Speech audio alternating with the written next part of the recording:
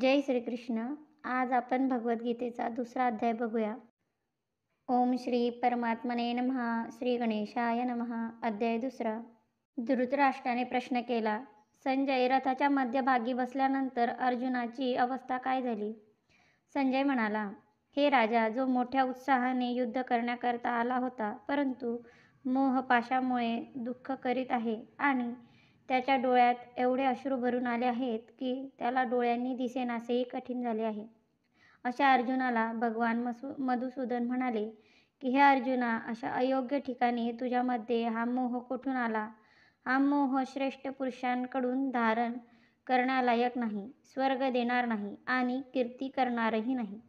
हृदयाची ही तुच्छ दुर्बलता सोडून तू युद्धाकरता उभा राहा. पुढे धृतराष्ट्र विचारतात, संजय, भगवान श्रीकृष्णांचे हे बोलणे ऐकून अर्जुन काय म्हणाला? अर्जुन म्हणाला, महाराज, मी मरणास थोडाच भीतो आहे. मी तर मारण्यास घाबरतो आहे. हे अरिसूदना, हे भीष्म आणि द्रोण तर पूजनीय आहेत. याकरता हे मधुसूदना, अशा पूज्यजनांना कटू शब्दही बोलू नयेत. मग त्यांच्याबरोबर मी बाणाने युद्ध कसे करू? अरे पार्थ, केवळ कर्तव्य पालन करीत असताना दुसरेही काही पाहिले जाते का? महाराज, मी या मनुष्यलोकामध्ये महानुभव गुरुजनांना न मारता भिक्षांनावरही जीवन निर्वाह करणे श्रेष्ठ समजतो. जर आपल्या म्हणण्यानुसार मी युद्ध केले तर गुरुजनांना मारताना त्यांच्या रक्ताने माखलेले धनाची व कामनेची, ज्यात मुख्यतः आहे असे भोगच तर भोगीन. त्यांच्यापासून मला शांती थोडीच मिळेल. कृष्ण, तर मग तू काय करणे ठीक समजतोस? अर्जुन, हे भगवत, मी युद्ध करणे योग्य आहे की युद्ध न करणे योग्य आहे, आम्ही हे समजू शकत नाही. त्याचप्रमाणे युद्धामध्ये आम्ही त्यांना जिंकू का दे मला जिंकतील हेही मला माहीत नाही.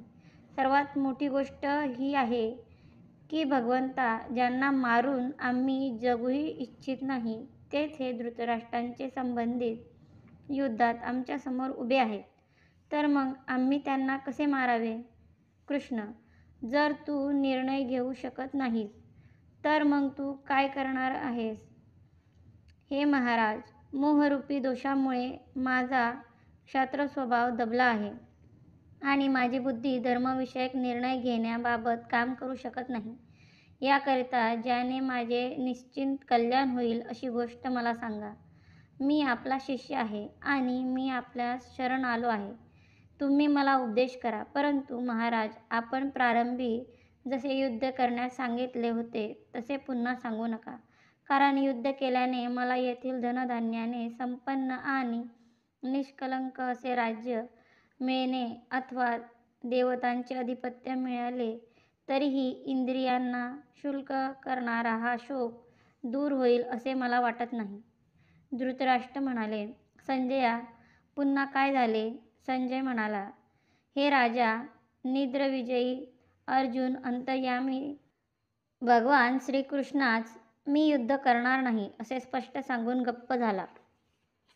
धृतराष्ट्र, अर्जुन गप्प झाल्यावर भगवान कृष्णाने काय म्हणाले?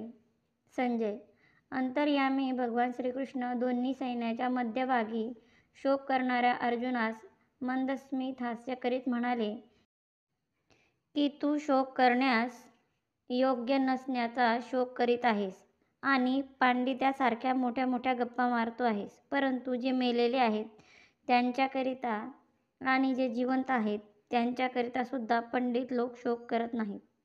अर्जुन, भगवन, पंडित लोक शोक का करीत नाहीत? कृष्ण, मी, तू आणि जे राजे लोक पूर्वी नव्हते असे पण नाही आणि आम्ही सर्व पुढे राहणार आहे असेही नाही. अर्थात आम्ही सर्व पूर्वीही होतो आणि पुढेही राहणार असे जाणून पंडित लोक शोक करत नाहीत. अर्जुन, ही गोष्ट कशी समजून घेता येईल? श्रीकृष्ण, अरे अर्जुना, देह धारण करणाऱ्या या शरीरामध्ये ज्याप्रमाणे कौमार्य, तारुण्य आणि वृद्धावस्था असते, त्याचप्रमाणे देह धारण करण्यास दुसऱ्या शरीराची प्राप्ती होते. याविषयी पंडित लोक मोहित होत नाहीत. अर्जुन, कौमार्य इत्यादी अवस्था शरीराच्या होतात हे ठीक आहे, परंतु अनुकूल प्रतिकूल दुःख देणारे पदार्थ जर समोर आले तर हे देवा त्यावेळी काय करावे?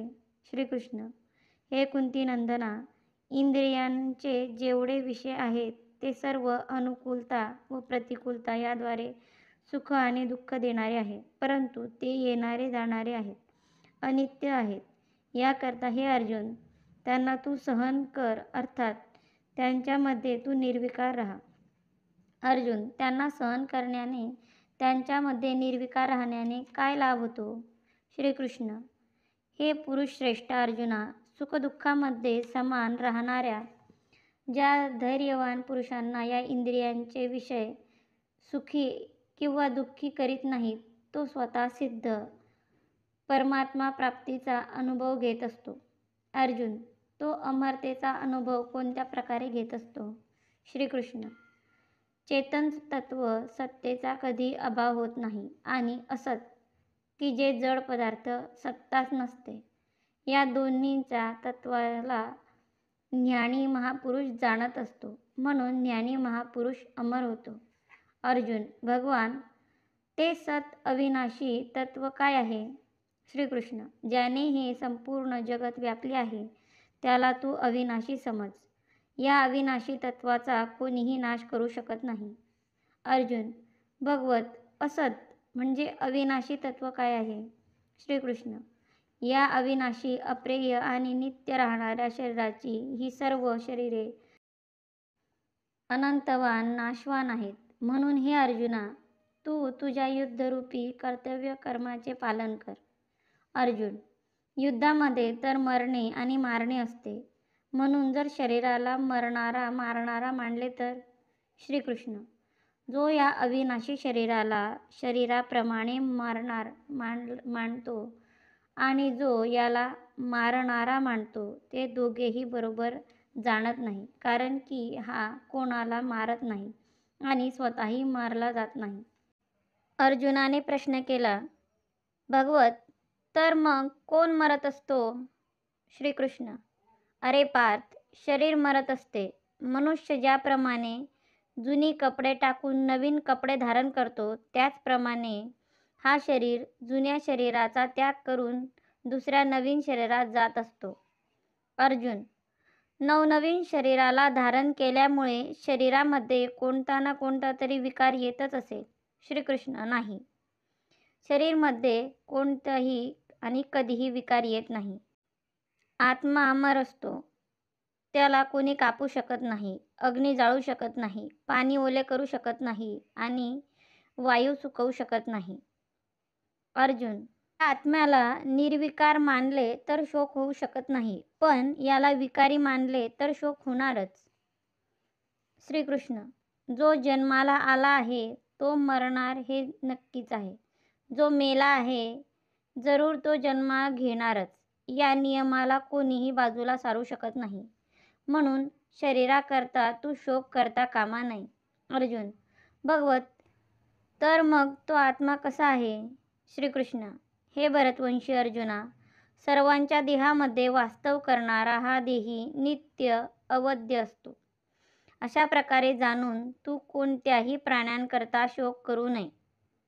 अर्जुन: आपण शोक घालवण्याबाबत पुष्कळ गोष्टी सांगितल्या, पण मला जे पापविषयी भय वाटत आहे ते कसे घालवावे?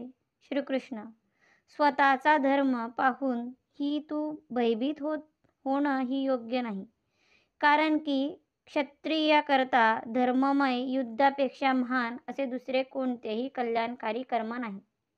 अर्जुन: तर मग काय क्षत्रियांनी युद्ध करीतच राहिले पाहिजे? श्रीकृष्ण: नाही, जे युद्ध आपोआप प्राप्त होईल, समोर येईल, ते म्हणजे क्षत्रियाकरता स्वर्गप्राप्तीचा मोकळा दरवाजाच आहे. म्हणून हे पार्था, अशा प्रकारे ज्या क्षत्रियाला युद्ध प्राप्त होते, वास्तवतः तेच सुखी आहेत. जर मी अशा प्रकारे आपोआप प्राप्त झालेले युद्ध केले नाही तर? श्रीकृष्ण: जर तू असे धर्ममय युद्ध करणार नाहीस तर तुझ्या क्षत्रिय धर्माचा आणि कीर्तीचा नाश होईल, तसेच तुला कर्तव्यरहित पाप लागेल. श्रीकृष्ण: अपकीर्तीमुळे काय होईल?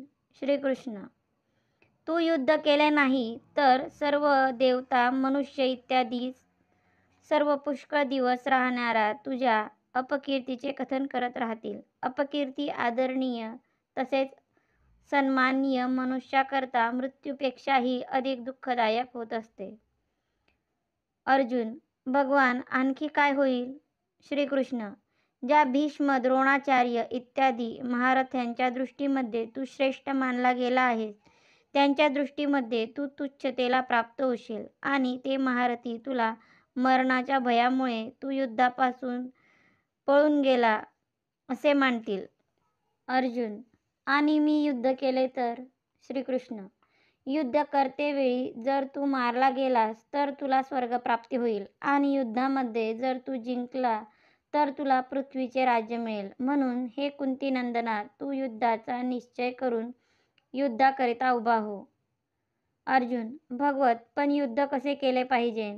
श्रीकृष्ण, तू जय, पराजय, लाभ, हानी आणि सुख दुःख यांच्यामध्ये समबुद्धी ठेवून युद्ध कर. या प्रकारे युद्ध केल्याने तुला पाप लागणार नाही. अर्जुन, ज्या समबुद्धीने काम करताना जरा सुद्धा पाप लागत नाही, तिची अजून काय विशेषता आहे भगवंता? समबुद्धी कशी ठेवावी? श्रीकृष्ण, या समबुद्धीबद्दल मी प्रथमतः सांख्य योगात सांगितले आहे. आता तू त्याबद्दल कर्मयोगाच्या विषयात ऐक. या समबुद्धीने युक्ती असा तू संपूर्ण कर्माच्या बंधनातून मुक्त होशील. दुसरं, या समबुद्धीच्या सुरुवातीला नाश होत नाही. तिसरा, हिच्या अनुष्ठानाने कधीही उलट फळ मिळत नाही. चौथं, हिचे थोडेही अनुष्ठान जन्ममरणाच्या महान भयापासून संरक्षण करते. अर्जुन, ज्या समबुद्धीचा आपण एवढा महिमा वर्णन करत आहात, तिच्या प्राप्तीकरता उपाय काय आहे? श्रीकृष्ण, या समबुद्धीच्या प्राप्तीविषयामध्ये व्यावसायिकतः बुद्धी एकच असू शकते, परंतु ज्याच्या परमात्म्याच्या प्राप्तीबद्दल एक निश्चय नसतो, अशा मनुष्याच्या बुद्ध्या अनंत आणि बहुभेदयुक्त असतात. अर्जुन, त्यांच्या परमप्राप्तीचा एक निश्चय का होत नाही? श्रीकृष्ण, जे कामनामध्ये तन्मय होत आहेत, स्वर्गालाच श्रेष्ठ मानणारे आहेत, वेदांमध्ये सांगितलेल्या सकाम कर्माविषयी आवड धरणारे आहेत, तसेच भोगविषय अन्य काहीही असे मानणारे आहेत, ते अविवेकी लोक या दिखाऊ शोभायुक्त वाणीस बोलतात की जी जन्मरूपी कर्मफल देणारी आहे, तसेच भोग आणि ऐश्वर्य प्राप्तीसाठी पुष्कळशा क्रियांचे वर्णन करणारी आहे. भोगाचे वर्णन करणाऱ्या पुष्पिक वाणीने ज्यांचे चित्त हरण केलेले आहे, अर्थात भोगाकडे आकर्षित झालेले आहे, आणि जे मानव भोग आणि ऐश्वर्य यांच्यामध्ये अत्यंत आसक्त आहेत, त्या मानवांची परमात्म्यामध्ये एक निश्चय बुद्धी होऊ शकत नाही. अर्जुन, भगवत, भोग आणि ऐश्वर्याच्या आसक्तीपासून वाचण्याकरता मी काय केले पाहिजे? श्रीकृष्ण, वेद तिन्ही गुणांच्या कार्याचे म्हणजे संसाराचे वर्णन करणारे आहेत. म्हणून अर्जुना, तू वेदांनी सांगितलेल्या सकाम कर्मापासून रहित हो, राग, द्वेष इत्यादी द्वंद्वापासून रहित हो आणि नित्य निरंतर राहणाऱ्या परमात्म तत्वामध्ये स्थिर हो. तू अप्राप्त वस्तूंच्या प्राप्तीची आणि प्राप्त वस्तूंच्या संरक्षणाची चिंता करू नकोस आणि केवळ परमात्परायण हो, अर्थात फक्त परमात्म्याच्या प्राप्तीकडेच आपले लक्ष केंद्रित कर. अर्जुन, असा एक निश्चय कोणी करील तर त्याचा काय परिणाम होईल? श्रीकृष्ण, ज्याप्रमाणे मोठ्या सरोवराची प्राप्ती झाल्यानंतर लहान सरोवराचे काहीही महत्त्व राहत नाही किंवा काही जरुरीही राहत नाही, त्याचप्रमाणे वेद आणि शास्त्रांचे सार जाणणाऱ्या तत्त्वज्ञ तसेच जीवयुक्त महापुरुषाच्या दृष्टीस संसाराचे तसेच भोगाचे काहीही महत्त्व राहत नाही. अर्जुन, अशी स्थिती प्राप्त करून घेण्यासाठी माझ्याकरता काही उपाय आहे का? श्रीकृष्ण: हो आहे. कर्मयोग, कर्तव्य कर्म करण्यामध्येच तुझा अधिकार आहे. त्यापासून मिळणाऱ्या फलामध्ये कधीही नाही. अर्थात तू फलाची इच्छा न धरता आपल्या कर्तव्याचे पालन कर. तू कर्मफलाचा हेतू सुद्धा होऊ नकोस. अर्थात ज्या शरीर, इंद्रिय, मन, बुद्धी इत्यादीचे कर्म केले जाते त्यांच्याविषयी ममता सुद्धा बाळगू नकोस. अर्जुन: कर्मफलाची इच्छा करणारे कृपण आहेत, तर मग श्रेष्ठ कोण आहेत? ज्यांची बुद्धी सम आहे तो मनुष्य श्रेष्ठ आहे. समबुद्धीने युक्त असणाऱ्या मनुष्य या जन्मातच पापपुण्यापासून रहित होतो. म्हणून तू समतेमध्ये स्थिर हो, कारण की कर्मामध्ये समताच कुशलता आहे. अर्जुन: भगवत, कर्मामध्ये समता ठेवण्यासाठी काय होईल? श्रीकृष्ण: समतायुक्त मनुष्य कर्मजन्य फलाचा त्याग करून आणि जन्ममरणाच्या बंधनातून मुक्त होऊन निर्विकार अशा पदाला प्राप्त होतो. अर्जुन: मी कर्मजन्य फलाचा त्याग केलेला आहे हे केव्हा समजावे? श्रीकृष्ण: जेव्हा तुझी बुद्धी मोहरूपी मलातून तरून जाईल, तेव्हा तुला ऐकलेल्या व पुढे ऐकू येणाऱ्या भोगाविषयी वैराग्य प्राप्त होईल. अर्जुन: वैराग्य प्राप्त झाल्यावर पुन्हा समतेची प्राप्ती केव्हा होईल? श्रीकृष्ण: शास्त्राच्या अनेक सिद्धांतापासून, मतभेदापासून विचलित झालेल्या तुझी बुद्धी जेव्हा संसारापासून पूर्णपणे विन्मुख होऊन परमात्म्यामध्ये स्थिर होईल, तेव्हा तुला योगाची प्राप्ती होईल. अर्जुन म्हणाला: समता प्राप्त झालेला स्थिर व बुद्धीच्या मनुष्याची लक्षणे कोणती असतात? भगवान श्रीकृष्ण: पार्था, जेव्हा साधक मनात असणाऱ्या सर्व कामनांचा त्याग करतो आणि स्वतःमध्ये संतुष्ट राहत असतो, तेव्हा त्याला स्थिरप्रज्ञ म्हणजे स्थिर बुद्धीचा म्हटला जाते. अर्जुन: भगवत, तो स्थिरप्रज्ञ कशा प्रकारे बनतो? श्रीकृष्ण: ज्याप्रमाणे कासव आपले 4 पाय, मान आणि शेपूट या 6ही अंगाने आकुंचन करून म्हणजेच आवरून बसतो, अशा प्रकारे ज्यावेळी तो सर्व कर्मयोगी सर्व इंद्रिये आपल्या मनाला आपापल्या विषयांपासून दूर करतो, त्यावेळी त्याची बुद्धी स्थिर होत असते. अर्जुन: इंद्रियांना परावृत्त केल्याची वास्तविक ओळख काय आहे? श्रीकृष्ण: इंद्रियांना त्यांच्या विषयांपासून दूर करणाऱ्या मनुष्याचे सुद्धा विषय तर निवृत्त होत असतात, परंतु रसबुद्धी म्हणजेच सुखभोगबुद्धी निवृत्त होत नाही. परंतु परमात्म्याची प्राप्ती झाल्यामुळे या स्थिरप्रज्ञ मनुष्याची रसबुद्धी सुद्धा निवृत्त होत असते. भगवान, या रसबुद्धीला घालवण्याकरता काय केले पाहिजे?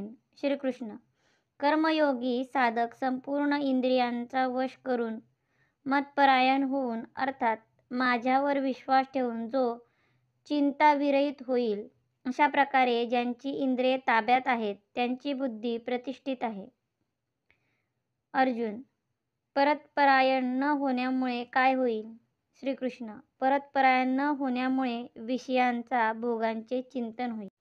भगवंत, मनुष्यामध्ये इच्छा उत्पन्न झाल्यामुळे काय होते?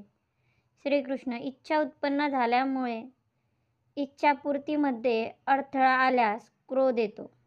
क्रोध आल्यावर काय होते? क्रोध आल्याने विवेकहीन बुद्धी नष्ट होते, अर्थात मूर्खता प्राप्त होते. मूर्खता प्राप्त झाल्याने कोणते नुकसान होते? समज मी एक साधक आहे, तेव्हा मला योग्य व्यवहार केला पाहिजे, योग्य तेच बोलले पाहिजे, पण त्याचा स्मृतिभ्रम झाल्यामुळे तो योग्य ते विचार मांडू शकत नाही. स्मृती नष्ट झाल्यामुळे काय होते? बुद्धी नष्ट होईल, अर्थात अशा वेळी मला काय पाहिजे, मला काय करायचे आहे, ही विवेक शक्ती दाबली जाते. बुद्धी नष्ट झाल्यामुळे काय होते? त्या मनुष्याचे पतन होईल. बुद्धी स्थिर कोणाची होत नाही. ज्यांचं मन आणि इंद्रियावर संयम नाही, अशा मनुष्याची बुद्धी एकनिश्चयी होत नाही. बुद्धी एकनिश्चयी नसल्यामुळे त्याची मला केवळ आपल्या कर्तव्याचे पालन करणे आहे, अशा प्रकारची भावना होत नाही. अर्थात आपल्या कर्तव्याचे पालन न होण्यामुळे त्याला शांती मिळत नाही. मग मन अशांत मनुष्याला सुख सुद्धा कसे मिळू शकणार?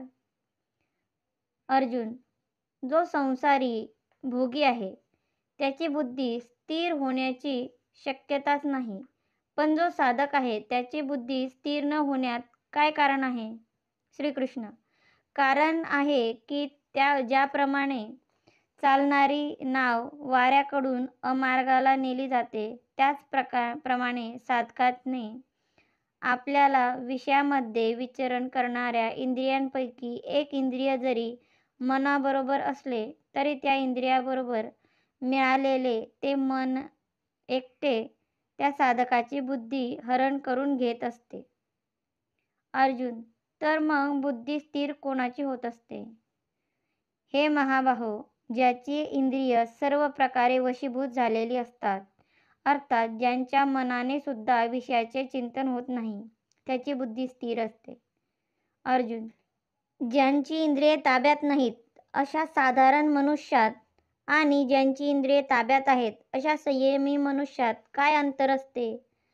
साधारण मनुष्याची जी रात्र आहे, अर्थात जो परमात्म्याच्या प्राप्तीविषयी बिलकुल झोपलेला असतो, त्या रात्रीमध्ये संयमी मनुष्य जागृत होऊन अर्थात परमात्म्याचा अनुभव घेत असतो. आणि ज्यामध्ये साधारण मनुष्य जागत असतो, अर्थात भोग विलास व संग्रह करण्यामध्ये मोठे मोठे सावध व तत्पर असतात, तर ती परमात्म तत्वाला जाणणाऱ्या मननशील मनुष्याच्या दृष्टीने रात्र आहे, अंधार आहे. श्रीकृष्ण, तर मग त्या संयमी मनुष्याच्या समोर भोग व पदार्थ येतच नसतात का? श्रीकृष्ण, येतात. ज्याप्रमाणे आपल्या मर्यादेमध्ये अटळ राहणाऱ्या आणि चारी बाजूंनी पाण्याने परिपूर्ण असणाऱ्या समुद्रात सर्व नद्यांचे पाणी येऊन मिळत असते, परंतु ते समुद्रामध्ये कोणताही विकार उत्पन्न करत नाही, त्याचप्रमाणे त्या संयमी मनुष्याच्या समोर जगातील सर्व भोग येत असतात, पण ते भोग त्याच्यामध्ये कोणतेही विकार उत्पन्न करत नाही. असा मनुष्यच परमात्म शांतीला प्राप्त होत असतो, भोगाची इच्छा धरणारा नाही. भोगाची इच्छा धरणाऱ्याला सुद्धा शांतीची प्राप्ती कशी होईल? श्रीकृष्ण, त्यांना तर त्यागापासूनच शांती प्राप्त होईल. जो मनुष्य सर्व कामनांचा त्याचप्रमाणे स्पृहतेचा त्याग करून अहंता ममतेपासून रहित होऊन वागत असतो, त्याला शांती प्राप्त होत असते. अर्जुन, अहंता ममता रहित झाल्यावर त्याची स्थिती कोठे होत असते? श्रीकृष्ण, त्याची स्थिती ब्रह्मात होत असते. हे पार्थ, हीच ब्राह्मी स्थिती आहे. ही स्थिती प्राप्त झाल्यानंतर मनुष्य कधीही मोहित होत नाही.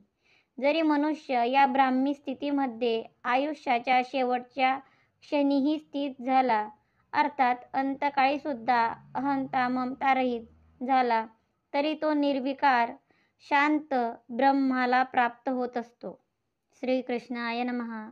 तर मित्रांनो, कथेचा दुसरा अध्याय आपल्याला आवडला असेल तर चॅनलला लाईक नक्की करा आणि सबस्क्राईब शेअर करायला विसरू नका. भेटू नेक्स्ट व्हिडिओमध्ये. धन्यवाद. बाय.